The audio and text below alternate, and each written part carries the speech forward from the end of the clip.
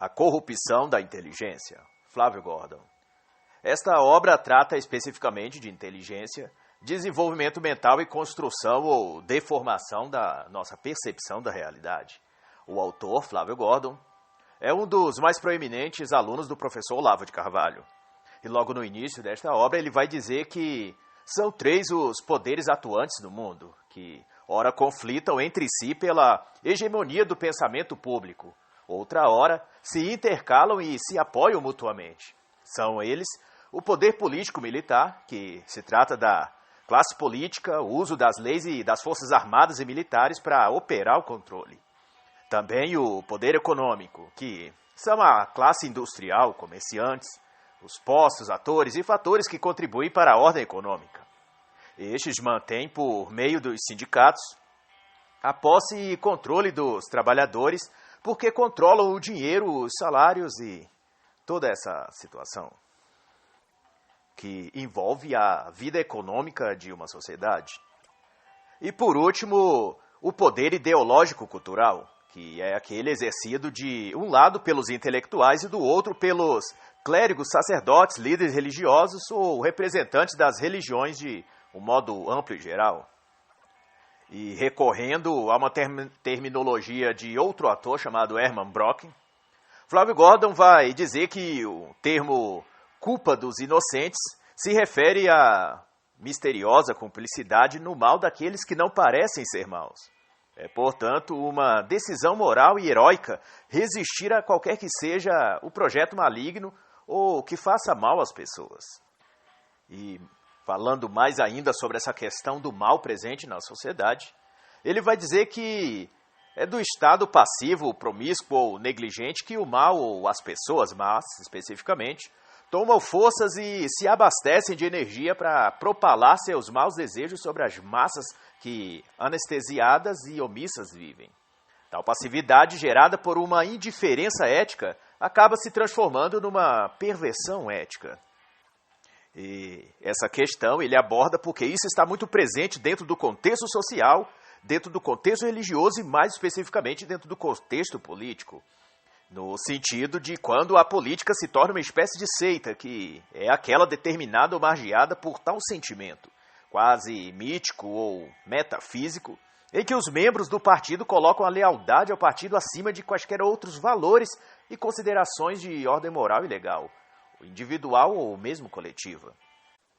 E desse meio, desse contexto, é que surgem líderes sem qualquer conteúdo moral, ético ou mesmo intelectual. Ou seja, são indivíduos desqualificados, portanto, segue a formação da sociedade sem que haja modelos para se seguir. Ou seja, nas palavras do próprio autor, Flávio Gordon, é uma sociedade carente de modelos. Porque todo modelo que vem surgindo são desses tipos, surgido do mal, com o desejo do mal e com a finalidade para propagar o mal. E para reforçar ainda mais essa ideia, ele vai tomar por base o livro O Homem Sem Qualidades, do autor Robert Musil, que vai usar o termo segunda realidade para referenciar aquela realidade criada pelo homem de mentalidade ideológica, que, em sua revolta metafísica, ou seja, seu senso camus, passa a torná-la como mais real do que a própria realidade ordinária. Isso serve para se referir àqueles intelectuais que hoje atuam no espaço público brasileiro e que tomam para si o ideal de guia espiritual da nossa sociedade, tal qual Mário Sérgio Cortella, Leandro Carnal e diversos outros. E para fazer entender como isso se processa no sentido psicológico, o autor vai trazer o estudo, a reflexão de René Girard em 1961, na obra Mentira Romântica, Verdade Romanesca. E vai dizer que o homem não deseja algo ou alguém de forma autônoma, numa relação imediata entre um sujeito desejante e o objeto de desejo. Ao invés disso, o desejo possui uma estrutura triangular. Desejamos o objeto à medida que ele é desejado ou possuído por outra pessoa. E esse processo triangular do desejo pode se manifestar ou por meio externo, ou seja, alguém ou instituição de peso intelectual, como os guias intelectuais, que são quase guias espirituais citados anteriormente, dentro da sociedade, especificamente a sociedade brasileira. Quando estes supostos intelectuais falam ou recomendam tal coisa, tal objeto ou tal comportamento, automaticamente isso passa a fazer parte da ambição coletiva pela posse daquilo que aquele intelectual apresenta. Isso se chama, no contexto psicológico, de mediação do desejo. Está bem presente no dia a dia das pessoas. E é protagonizado por colegas de trabalho, por amigos, familiares, ou seja, está presente no dia a dia de todo cidadão. De uma forma mais clara e simples, quando uma ou mais pessoas manifestam interesse ou desejo por algo, ou por alguém, ou por uma ideia qualquer, isso é imediatamente também desejado por várias outras pessoas. Isso também pode ser chamado, num sentido cultural social, de aproximação dos desejantes ou de realidade mimética. Eu prefiro pensar que isso é um tipo de mediocridade a qual estamos sendo rebaixados gradativamente. E o próprio autor, concordando com isso, vai dizer que o homem medíocre é uma sombra projetada pela sociedade e, por essência, imitativo. E está perfeitamente adaptado para viver em rebanho, refletindo rotinas, preconceitos e dogmatismos reconhecidamente úteis para a domesticalidade. Mas, em absoluto oposto a isso, a vocação essencial do homem e também da mulher de bem, e também um dever de todo cidadão, de todo cristão, é cultivar os valores universais do bem, do belo, do justo e do verdadeiro, que estão, por consequência, encarnados na figura de Jesus Cristo, o Filho de Deus.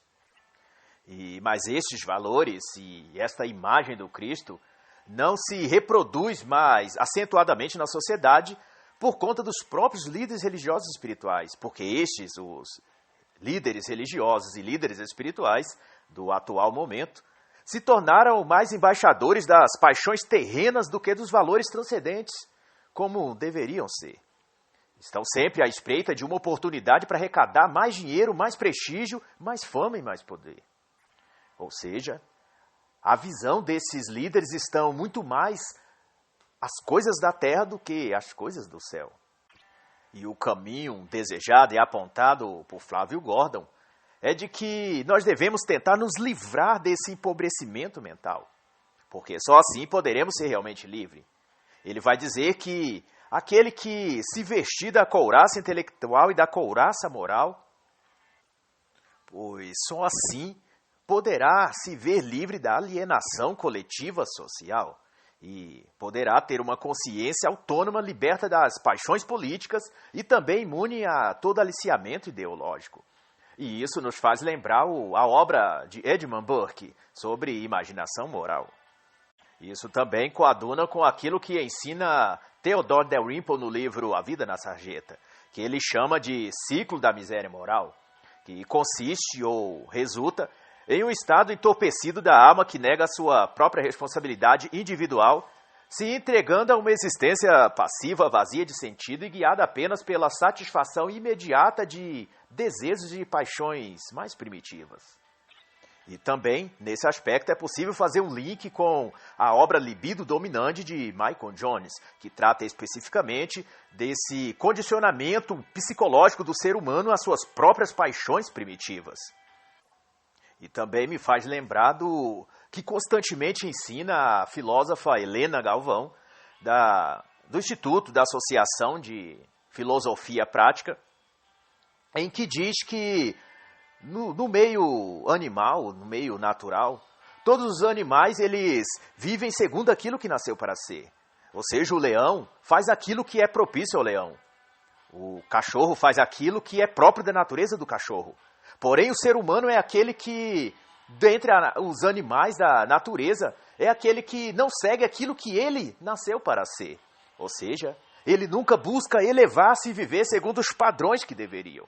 Antes, vive conforme escravizado à sua natureza primitiva, à sua animalidade. E para se ter uma noção de como e através de que todo esse senso de rebaixamento moral e psicológico humano se espalha dentro da sociedade, o autor Flávio Gordon traz uma pequena reflexão sobre os mecanismos do comunismo e nazismo, porque eles conseguem, como nenhuma outra ideologia, despertar o pior que há no ser humano.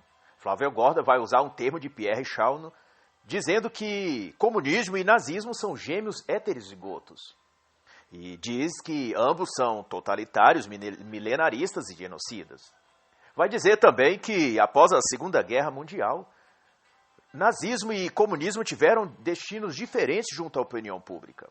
O nazismo foi sendo cada vez mais execrado, enquanto o comunismo foi sendo travestido de muitas faces e formas, e ganhando a simpatia de muitos. Mas o comunismo é ainda pior do que o nazismo, vai dizer Flávio Gordo, porque o comunismo tinge o seu mal com as cores do bem, disfarçando sua imoralidade sob o vocabulário da moral cristã, usando constantemente terminologias como justiça, liberdade e caridade, parasitando através disso a mente das pessoas e induzindo elas ao mal cada vez pior. E a partir da página 76, o autor vai elencar ainda outra forma de ideologia também ligada ao comunismo e que serviu para o rebaixamento moral, mental e intelectual do ser humano, que foi o gramscismo. E também vai dizer como e por que tudo isso não vem à tona à sociedade. E vai dizer que isso se trata exatamente de uma espiral do silêncio. E vai dizer que, à medida que no ambiente cultural as pessoas dotadas do verdadeiro conhecimento tendem a reprimir sua posição com medo de se passar por excêntricas, polêmicas, etc. E desse modo, avaliações corretas acabam soterradas sob uma avalanche de ressentimento e ignorância orgulhosa. E mesmo quando sabem claramente que algo está errado, as pessoas mantêm-se em silêncio se a opinião pública for discordante delas. E devido a isso, o consenso geral sobre o que constitui o bom gosto e a opinião moralmente adequada pode ser perfeitamente fictício, fundada apenas pelo medo que as pessoas têm do isolamento social. Isso é chamado cultura de mentalidades afins. E pode ser vista em mais detalhes na página 73 e 74 deste livro. E dentro do aspecto do gramscismo, o autor vai dizer que a ideia por trás do comunismo, segundo a via gramsciana, é que quando os comunistas assumem controle da sociedade política, toda a cultura já está pronta para recebê-los de maneira consensual. Portanto, e por isso, há uma guerra cultural a fim de subverter os valores, hábitos e gostos das pessoas. E uma vez que essas pessoas são fundamentalmente conservadoras, religiosas, o que impede o desenvolvimento da autoconsciência revolucionária. Sendo, portanto, o ideal comunista gramsciano conquistar o terreno da subjetividade em toda a cultura. Porque as pessoas, antes mesmo de uma revolução socialista na política, já tenham sentido, pensado e agido automaticamente como comunistas. Esse é o processo que se chama hegemonia. Em termos mais simplificados, é a sociedade se tornar socialista e comunista sem mesmo saber o que significa isso. E para ilustrar o que o autor Gordon diz até aqui, vale dizer que as grades se tornam mais eficazes quanto menos visíveis elas são. E isso foi dito por Maria Antonieta, ativista gramsciana, na sua obra A Favor de Gramsci, de 1976. Porque, de certa forma, o que Gramsci ensina, a ideologia propagada por ele, é que o comunismo se torne uma religião política. Isso significa que a religião política compete com a religião natural. Ela existe e assume o seu lugar e, se possível, destrói a religião formal, a religião espiritual. E à medida que as pessoas rejeitam qualquer referência à transcendência às tradições culturais normais religiosas, elas constituem a si mesma sob uma outra religião, a religião política, parte integrante de um processo de secularização. E tudo isso se constrói principalmente através da linguagem de um povo. E sobre isso, Flávio Gordo vai dizer que a linguagem é, dentre todos, a forma mais visível pelo que se percebe a servidão de um povo. Os jargões, maneirismos, expressões ideológicas revelam em que nível está a nossa mentalidade, a mentalidade de um povo. Flávio Gorda vai chamar isso de linguagem ideológica. E como ilustração dessa questão da linguagem que é deteriorada, como um reflexo da sua baixa intelectualidade, em 1994, em entrevista no Roda Viva com o então candidato Enéas Carneiro, foi amplamente defendido pela roda de debatedores que seria um absurdo, um preconceito terrível reduzir a noção de preparo para gerir e governar um país ao nível de escolaridade. Ou seja, eles defendiam a posição de Lula, que era candidato concorrendo ao páreo com Fernando Henrique Cardoso, de que se reduzisse ao nível de escolaridade como se isso fosse questão fundamental para alguém gerir o país. Enéas lembrou àquela bancada a própria declaração do senhor Luiz Inácio Lula da Silva, que disse que não gostava de ler e tinha preguiça de ler. E ainda assim foi defendido pela roda de debatedores, que entre eles estava, até 2017, o diretor de jornalismo da Rede Bandeirantes, Fernando Mitre, e também o colunista da Folha de São Paulo, Clóvis Rossi. Porém, o mesmo não ocorreu, aliás, o oposto disso ocorreu no mesmo programa, quando dessa vez o entrevistado era o então candidato à presidência da República, Jair Messias Bolsonaro, o qual era bombardeado pelos debatedores de que ele não tinha escolaridade e formação intelectual para gerir o país. E o autor vai então invocar o escritor Rui Barbosa para dizer que foi definido por ele que a degeneração de um povo e de uma nação se vê pelo desvirtuamento de sua linguagem. Não apenas em seus jargões e maneirismo, mas sobretudo na dependência do politicamente correto, o que se vê o tempo todo nos meios de mídia em geral. Uma tal norma de moralismo que aprisiona a forma de falar das pessoas sob o medo ou receio de exprimir a sua opinião e acabar violando ou ofendendo alguma classe ou categoria que se sente vitimizada dentro da sociedade, sejam negros, gays, feministas, moradores de rua ou qualquer outro.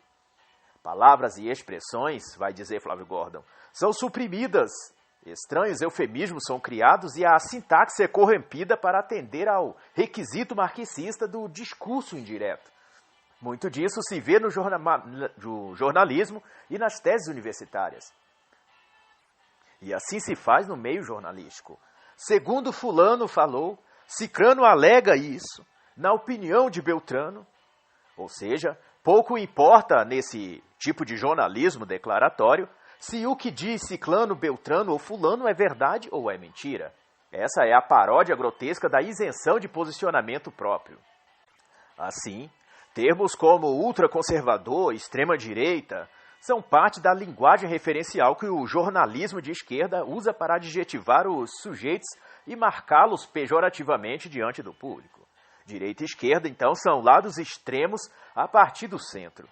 E esse é o maneirismo jornalístico usado na linguagem padrão para emitir o próprio preconceito da mídia sobre tudo aquilo que não é de sua categoria, de seu conjunto de ideias e crenças. O autor vai dizer que tudo isso é uma revolução semântica, na qual reside a tese de que não existe realidade fora da linguagem, de modo que seria possível mudar a realidade por meio da linguagem desde que esta incorpore à esfera da linguagem e da cultura os valores de sua classe, de sua raça ou de seu gênero. Desse modo, virou moda em colégios e universidades americanas, para se ter ideia, o chamado safe space, que são os espaços seguros, em que no ambiente assim declarado como safe space, que pode ser a sala de aula ou até o pátio ou refeitório, não se pode emitir qualquer opinião contrária ao grupo ou gênero ou raça, alegadamente vítima da opressão dos demais grupos dominantes. Entenda-se, neste caso, homens héteros, brancos ou ricos. Porque é assim que identificar uma palavra que destoa do discurso daquele grupo, alguém do grupo pode solicitar o veto e a proibição ou direito de fala daquele indivíduo. É considerado isso uma microagressão ao queixante. Por incrível que pareça, isso está em moda nas escolas e universidades nos Estados Unidos. É o veto a liberdade de opinião e de expressão, na sua mais absurda forma.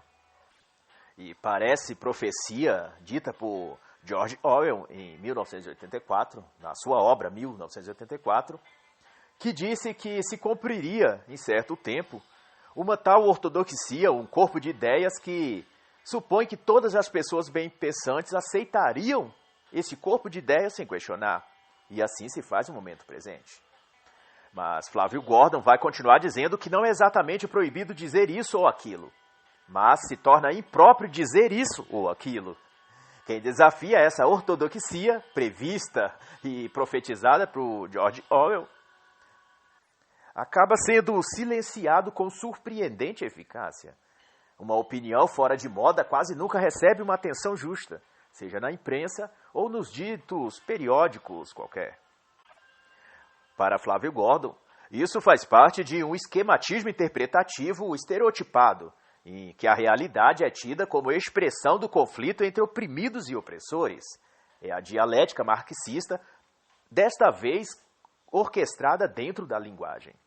De modo que algumas pessoas ou categorias de pessoas são sempre oprimidas, mesmo quando sejam elas as opressoras. Os negros, os gays, as mulheres, os palestinos serão tidos como oprimidos independentemente se uma ou outra circunstância são eles que estejam oprimindo. É uma moldura interpretativa que produz uma inversão da realidade, que tanto gera como retroalimenta o discurso e sentimento vitimista que já está muito inserido sobre a realidade, sobre a sociedade.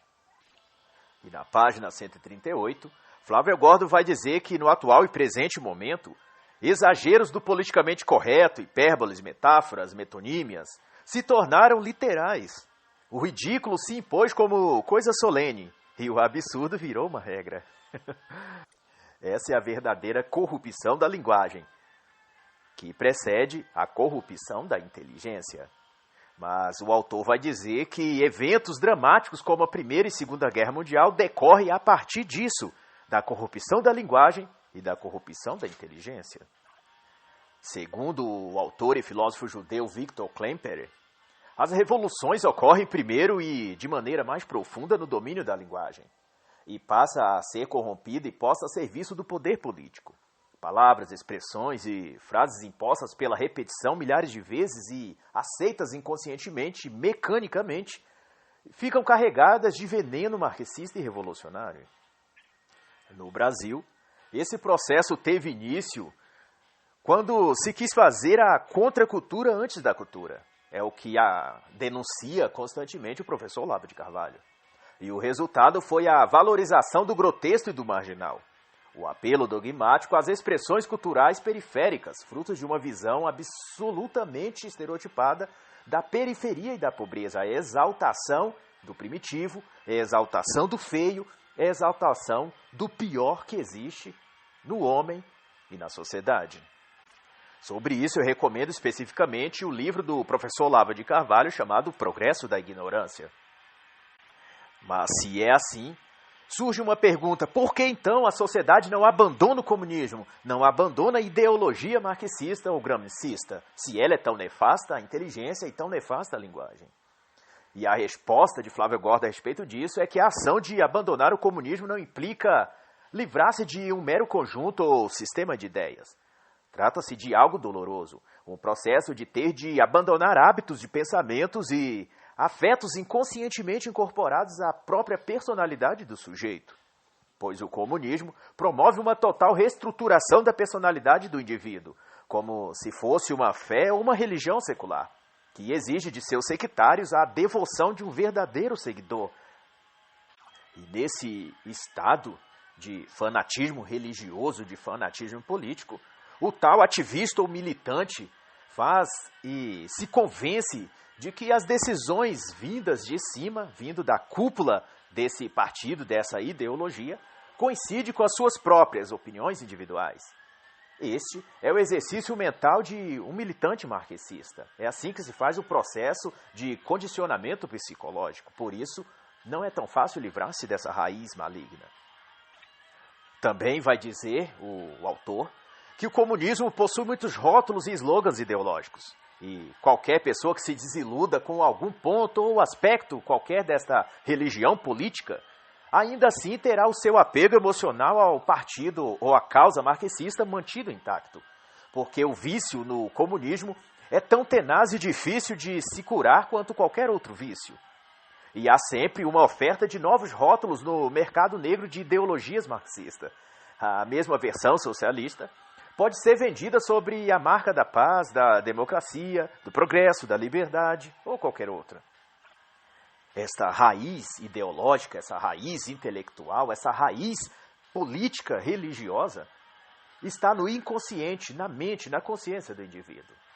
O autor Flávio Gorda vai discorrer sobre isso na página 217, dizendo que o mundo ou a sociedade, de modo geral, vive sob a custódia do determinismo material da consciência.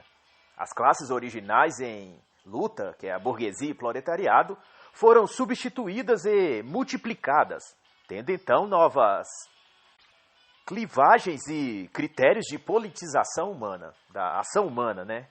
E todo indivíduo é agora ativista e representante de uma causa. E esse é o apego emocional e psicológico do indivíduo, porque ele está inserido numa causa aparentemente benéfica à sociedade. Ou seja, o fulano já não é apenas um homossexual, por exemplo, mas um combatente da causa LGBT contra a perversa heteronormatividade. Cicrano não é apenas alguém que não come carne. Ele é um vegetariano militante em luta heróica contra o holocausto animal. Beltrano já não anda de bicicleta, simplesmente. Ele é agora um cicloativista enfrentando o reacionário e retrógrado sistema de locomoção urbana. Cada raça, cada sexo, gênero, deve manifestar sua ideologia pessoal, sua ideologia própria. Uma tipologia gramsciana que postula que negros pensam como negros, brancos como brancos, mulheres como mulheres e gays como gays. Essa é a representação das categorias em conflito, uma versão moderna da luta de classes marxista. Todos querem que sua diferença específica seja representada no histórico social da humanidade. Cada um, cada vez, mais convicto e orgulhoso da própria superioridade moral. São, portanto, portadores do sacrossanto e supremo opinião. Tudo o que dizem ou afirmam é, então, a verdade.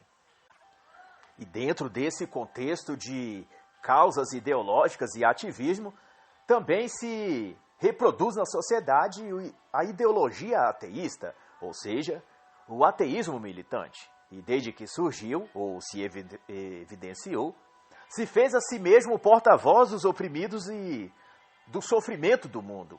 Se encheu de um vigor invejável na hora de denunciar as supostas contradições da Bíblia, que alardeiam sua indignação diante dos males do mundo, que, segundo eles, Deus, se caso Deus existisse, não deveria deixar acontecer.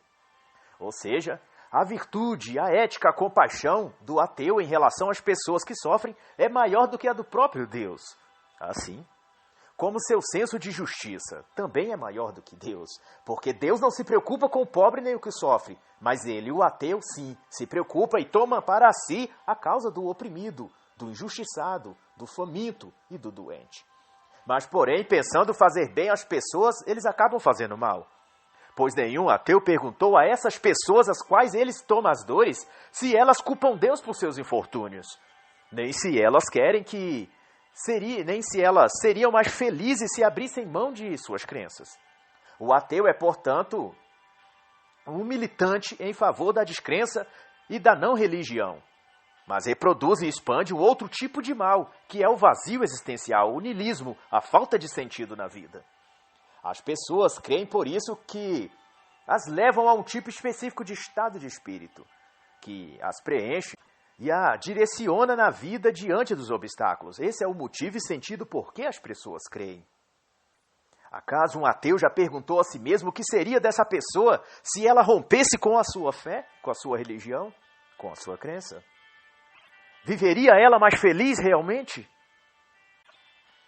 E ao falar sobre a questão da liberação sexual, Flávio Gorda vai dizer que Marcuse foi o grande precursor dessa questão da sexualidade, da perversão sexual no contexto sobre o qual o marxismo se fundamenta. E vai dizer que Marcuse distorceu e inverteu os estudos de Freud e criou uma contra-ética para fins de destruição dos valores morais e familiares judaico-cristão. E o efeito disso, além da adesão da sociedade de jovens ao sexo livre e ao aborto, foi gerar um grupo de indivíduos guiados pelo instinto, uma geração de indivíduos guiados pelo próprio instinto, que até mesmo o ato de protestar é veiculado via excreção, defecação, vômito, cuspe, inserções anais e vaginais. Isso virou uma certa moda a partir da professora que defecou na foto do então candidato Jair Bolsonaro, e isso é visto como uma forma de protestar. E também o então deputado Jean Willis, que cuspiu no mesmo deputado que veio a se tornar o presidente da República, Jair Bolsonaro. Essa é a forma de protesto: defecação, vômito, cuspe. E para Flávio Gordon, tudo isso tem a ver com os estudos de Marcuse na sociedade mundial. Mas também a cultura foi vítima da ideologia marxista e da corrupção da inteligência. Flávio Gordon vai dizer, então, na página 260, que a cultura, em sua manifestação jornalística, musical e artística, celebra agora o crime e denigre os agentes da lei, como os rappers, tal qual Racionais MCs, e jornalistas como Marilene Felinto ou o blogueiro Leonardo Sakamoto. Este culpou em artigo publicado em Caros Amigos, Folhetim Nacional, em dezembro de 2003, número 81, a reportagem sob o título A Morte da Menina Rica e o Ódio de Classe, do qual, como Sakamoto, atribui às vítimas a culpa por isso, por inspirar o ódio das classes menos favorecidas. A culpa do crime é da vítima e não do criminoso. Nas palavras de Marilene, ser rica e loira foi o que causou a morte da vítima do Champinha. Se ela não fosse tão bela, se ela não fosse tão branca, se ela não fosse representante da classe média alta, aquele mal que o criminoso Champinha cometeu a ela não teria ocorrido. A culpa então foi dela e não de quem a matou.